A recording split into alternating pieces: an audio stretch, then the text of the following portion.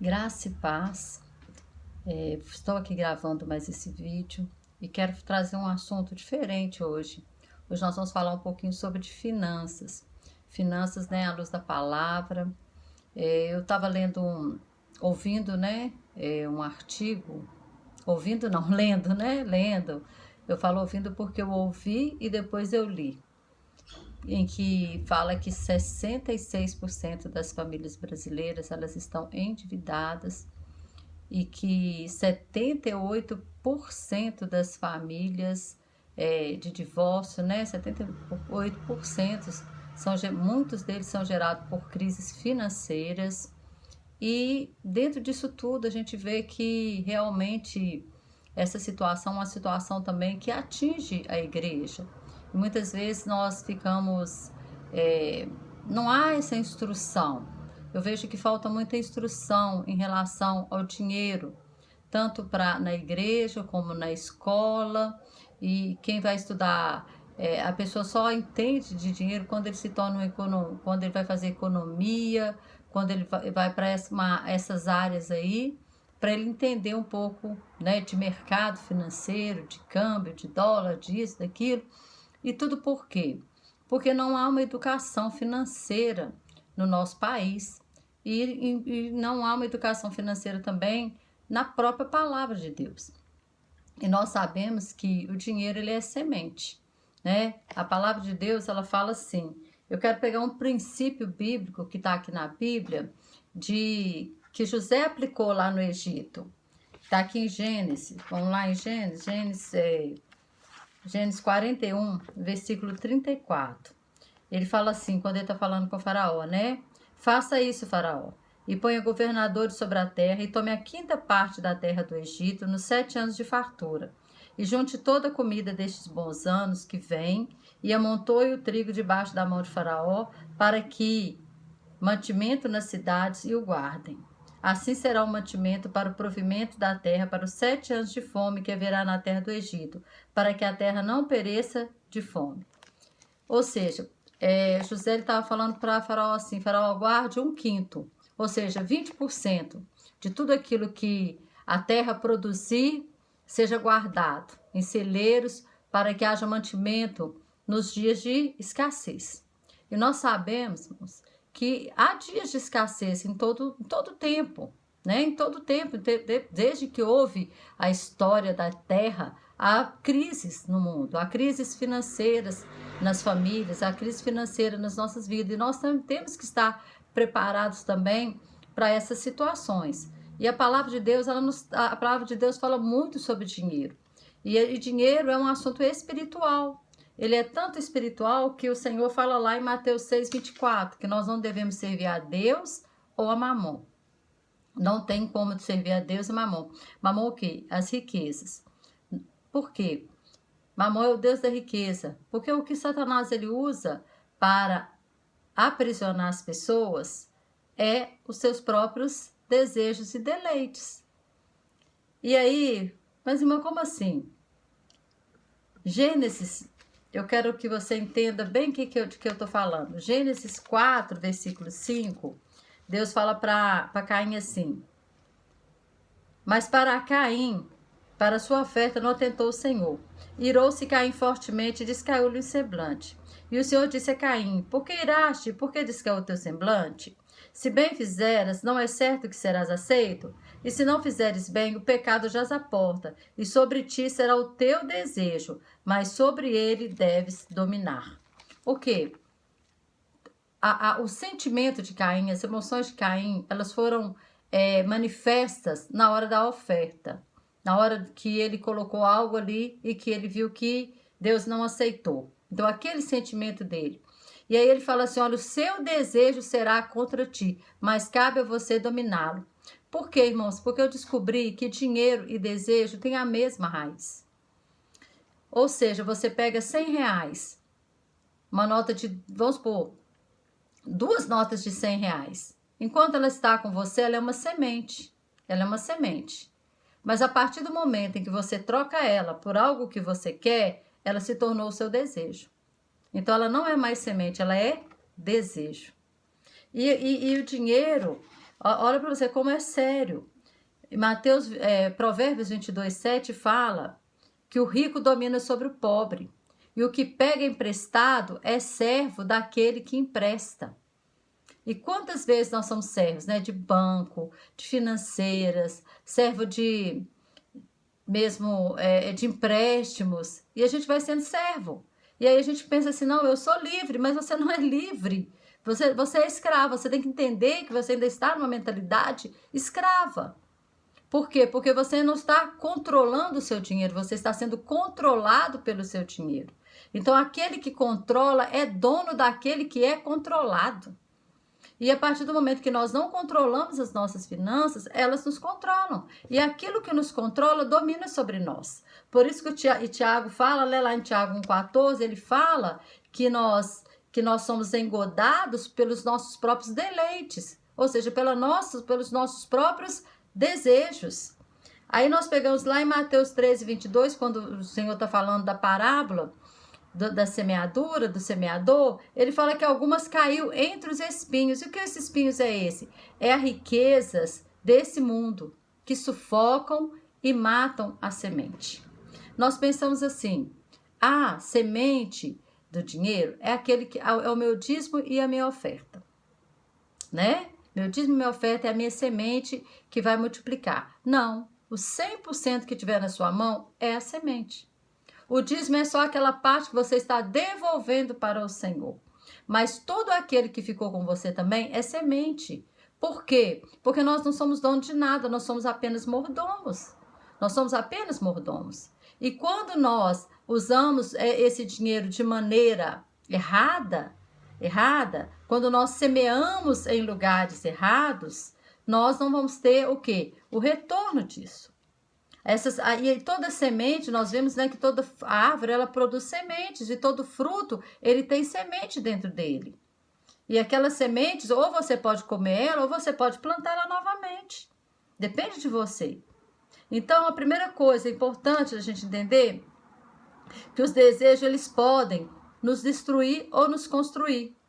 Você pode pegar o seu dinheiro e investir no seu projeto de vida, naquilo que Deus tem, os sonhos, os projetos que Ele tem para a sua vida. Ou você pode simplesmente comer a semente ou jogar a semente fora. Nós temos que sempre fazer uma pergunta: eu preciso disso? Isso é necessário para eu viver? Ou isso é simplesmente algo que eu vou... Quantas sementes eu joguei fora? Quantas roupas eu já comprei e nem usei? Quantas roupas, né? Ainda pelo menos a gente ainda doa. Mas porque tem pessoas que nem isso faz. Simplesmente compra por consumismo. E isso aí é uma doença. E aí, então, tem alguns fundamentos de uma colheita.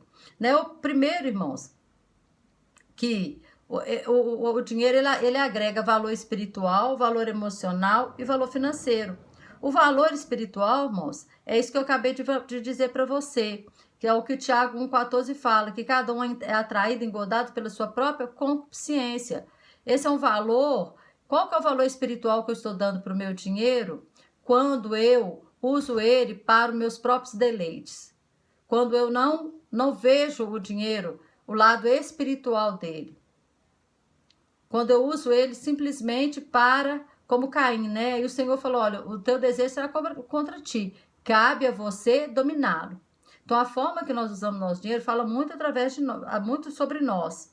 Então, Caim, ele demonstra esse desejo justamente nessa hora. Então, o que é o dinheiro? Ele fala muito o quê? De sentimento. Ele fala de consumismo. Tem pessoas, né, que para eles se sentirem bem, eles precisam ir para o shopping, fazer compras. E aí ele vai e gasta todo o seu dinheiro, ele estoura o cartão de crédito, ele tem uma alegria momentânea naquela hora, porém depois ele vai ter uma tristeza, ele vai ter uma preocupação e muitas vezes, a gente vê histórias, né, de muitas pessoas que estão muito enroladas. Por quê? Porque ele é uma doença, pode ser um problema lá de paternidade, pode ser... Né? Depois vem uma dor, vem uma culpa por ele ter gasto o que não podia. Gatilhos são disparados no mundo do marketing, né? de acordo com as nossas emoções. Você pode entender isso, que muitas vezes nós passamos a ser dominados pelo dinheiro. Você começa a pesquisar algo eletrônico, aí em todo tempo tem propaganda daquilo. As lojas, elas começam, né, eles descobrem que você está interessado em comprar uma viagem aérea, uma passagem aérea. Aí manda aquele monte, todo dia quando você liga o seu computador, o seu notebook, tá lá aquele tanto de ofertas, lá, aquele tanto de coisas te oferecendo, porque eles estão te pesquisando. O marketing está olhando as suas emoções e o dinheiro, ele quer te dominar. O teu desejo, ele será contra ti. E o seu desejo, cabe a você dominá-lo. Cabe a você dominá-lo. Outra coisa, uma pessoa adulta que não se torna independente financeiramente, ela é uma pessoa que algo errado aconteceu na infância dela. Porque valores financeiros, eles são agregados na vida das crianças até os 12 anos. 12 anos, olha para você, 12 anos, hoje uma criança de 12 anos não sabe fazer nada. O pai resolve tudo, não entrega dinheiro na mão dele, não dá uma mesada, não ensina para ele que as coisas têm valor, não dá limite. Aí cresce, acha que vai ter o pai e a mãe o resto da vida para sustentar, e aí descobre que a vida não é dessa maneira, porque não foi agregada àquela criança valores que precisam ser agregados. Valores que precisam ser agregados. E tem, né, as pessoas que são viciadas em empréstimos, porque ela tem maturidade, não é imatura emocionalmente, aí tudo que vê, se o dinheiro não dá, não, mas eu tenho um crédito. Não, mas eu vou pegar ali porque eu quero, O problema nosso é esse, não é o que Deus quer, é o que eu quero, é o nosso egocentrismo. E o nosso egocentrismo está nos dominando. E aí nós temos que nos analisar se nós temos servido a Deus ou a Mamon. Né? Eis aí a questão. Valor financeiro, né? É que é a sabedoria ou inteligência financeira para atingir os alvos daquilo que Deus coloca nas nossas mãos. Então, Deus dá semente ao semeador. Talvez você não está tendo semente porque você não é um semeador. Ser semeador você é, mas você tem semeado em lugares errados, né? Porque todo mundo é semeador. Todo mundo é semeador. O semeador é que escolhe o que planta.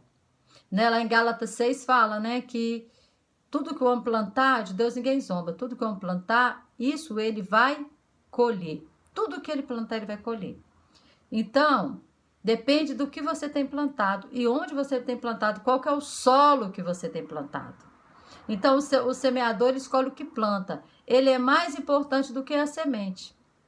Por quê? Porque ele tem esse poder de escolha, a semente não. Antes de saber o que vamos semear, precisamos saber quem nós somos. Você está me entendendo? Nós precisamos saber quem nós somos. Aí nós vamos voltar lá no primeiro texto que eu li, o exemplo de José. José, ele sabia quem ele era. José sabia que Deus tinha um propósito na vida dele. Porque nós podemos entender que desde novinho ele teve aqueles sonhos que Deus ia colocar ele, né, por cabeça. E ele não ficou arrogante, soberbo, nada disso. Ele soube administrar. Deus trabalhou no subconsciente de José. José sabia que havia um grande plano para a vida dele. E aí ele ele se torna escravo, nós sabemos a história. Ele é vendido como escravo. Ali na casa de Potifar, ele tinha a oportunidade, a mulher de Potifar ofereceu para ele tudo se ele deitasse com ela. Mas o que ele disse?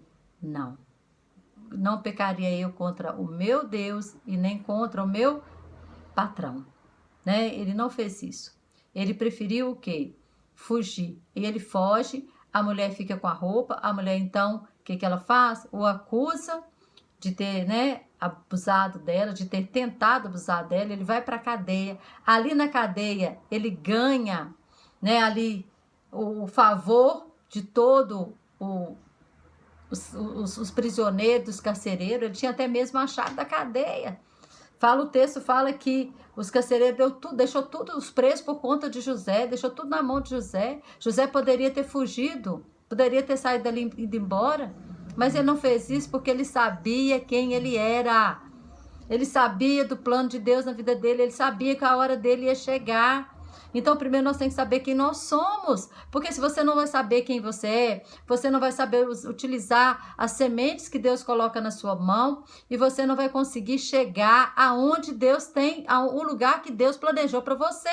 Se José se apressasse, se José não soubesse quem ele era, se ele não tivesse clareza espiritual, se ele não soubesse, se ele não tivesse, né, amadurecido diante das dificuldades. E outra coisa, José ele tinha habilidades com número. Quando ele chega perto de Faraó, ele fala para Faraó, olha, escolha governadores sábios que ajuntem. E ele já sabia, já tinha feito o cálculo, sabe quanto? 1/5, 20%. Então isso, irmãos, é uma lei bíblica. Esse 1/5, 20%. 20% nós devemos guardar das nossas finanças. Aí você vai dizer, irmã, mas como que eu vou guardar 20%? Eu estou endividado, estou isso, aquilo. Não sei como. Comece a guardar 5%, 2%, até você conseguir atingir esse alvo de 5%, de 20%. Sabe o que os economistas dizem? Que a gente deve ter uma reserva de segurança de 6 meses. Sabe o que é isso? É você pegar as suas contas, somar. Olha, eu gasto R$2.000 por mês. Então, eu tenho que ter 2 vezes 6, 12 mil eu tenho que ter de margem de segurança. Se eu precisar viver 6 meses sem salário, eu ter essa margem de segurança. Isso é o que os economistas dizem. Então, nós temos que aprender a trabalhar. Então, quando nós temos clareza de quem nós somos, nós conseguimos construir algo para o nosso futuro, irmãos. Nós conseguimos construir algo para nós, nós conseguimos deixar um legado para os nossos filhos, nós conseguimos trazer algo novo para as nossas vidas. Eclesiastes 10, versículo 19, no verso fala assim, por tudo o dinheiro responde. Por tudo. Pela alegria ou pela tristeza. Por tudo o dinheiro responde. Então, cuide do seu dinheiro. E eu não antecipe desejos, né? E fora da hora, né? Comprando coisas fora da hora. Olha o que fala Provérbios 24. Deixa eu achar aqui Provérbios. Provérbios 24. O 22:7 eu já li, né? Olha para você ver. O 22:6 fala assim, olha. Educa a criança no caminho que deve andar e até quando envelhecer não se desviará dele. O rico domina sobre os pobres e o que toma emprestado é servo do que empresta. Muitas vezes, muitos dos nossos filhos, né? Às vezes são servos dos que emprestam porque não aprenderam quando criança. Porque não aprenderam quando criança que deveriam usar o seu dinheiro. Como usar? Que o dinheiro é semente, que o dinheiro não é nosso, o dinheiro é do Senhor. As sementes são... Deus, ele dá semente ao semeador. Se eu não semear em bom solo, eu não vou conseguir ajuntar nada no meu celeiro, porque eu não vou ter retorno nenhum. Às vezes você está semeando em solo do banco, você está semeando, eu estou pagando um empréstimo lá, eu estou pagando tanto de juros, você está semeando o solo lá do banco, você não está só semeando no seu solo. Em que solo você tem semeado? Você tem arado solo? O Provérbio 24, 27 fala assim, prepara de fora a tua obra, prepara no campo, então edifica a tua casa. Ou seja, prepara primeiro, organiza, faça planos. Fazer planos não significa que você não depende de Deus. Tem pessoas que pensam assim, eu vivo pela fé, sabe, o dia de amanhã pertence ao Senhor. Irmãos, para com isso. O Senhor Jesus nos ensinou que nós temos que ter planos, que nós temos que fazer planos, sabe? Nós temos que ter planos a médio prazo, a longo prazo, a curto prazo. Então, faça plano a curto prazo, né? A curto prazo eu vou eliminar isso aqui da minha vida, eu vou eliminar essas dívidas aqui, a médio prazo eu vou eliminar isso aqui, a longo prazo eu vou comprar eu vou fazer investimentos, eu não vou ter só passivos na minha vida, eu vou ter ativos também na minha vida.